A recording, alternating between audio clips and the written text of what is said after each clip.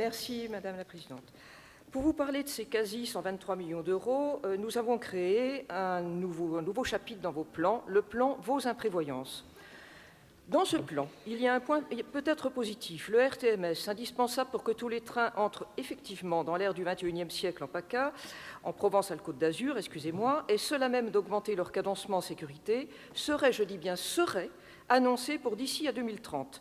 Si on a francisé le nom du projet, et c'est bien, en haute performance Marseille-Vintimille, HPMV, on aurait pu éviter de lui donner le nom d'un virus qui fait tousser et qui essouffle, essoufflement dont on peut légitimement se demander si ce n'est pas ce qui arrive à ce projet.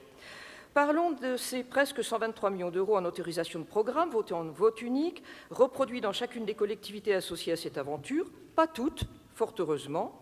C'est la quote-part aujourd'hui, en 2025, des 10% de la région à la phase 1 du projet, mais qu'en sera-t-il demain? Que nous enseignent les chiffres têtus du plan Vos imprévoyances? La convention 7 de réalisation Nice Aéroport, plus 67,4 millions d'euros, plus 29%. La convention 8 de réalisation de la navette toulonnaise, plus 84 millions, soit plus 31,84%. La convention particulière de financement pour les 2 premières phases du projet, on passe allègrement à plus 38%. Et les 20% de financement européen, où sont-ils? Enfin, quelle articulation avec les fameux SERM voulus par Emmanuel Macron, le président aux 1370 milliards de dettes que vous soutenez? Ils se superposent exactement au site de la ligne nouvelle pour 3 d'entre eux. Quel doublon en attendre? Avec quel financement?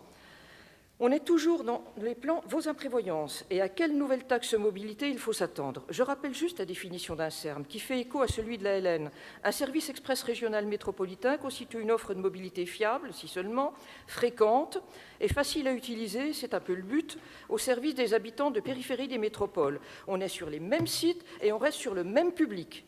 Les autres, les non-métropolitains, ils paieront et ils regarderont passer les trains de loin, voire de très très loin. En conclusion, je résume le plan Vos imprévoyances ligne nouvelle pour 2025, qui ne préjuge pas d'augmentation substantielle de coûts l'année prochaine. C'est Nice Aéroport plus 29%, navette toulonnaise plus 32%, financement phase 1 et 2 plus 38%. La ligne financement européen à ce jour est vide, l'État est en faillite, et ça c'est sûr, une nouvelle taxe mobilité qui s'ajoute au prélèvement LN et qui est rejetée par nos entreprises. On va bientôt revenir à la taille et la gabelle de sinistre mémoire pour payer le projet. Cette aventure financière est trop risquée pour un projet dont nous avons toujours jugé le coût pharaonique. On ne s'était pas trompé. Et destructeurs de l'environnement, nous voterons donc contre.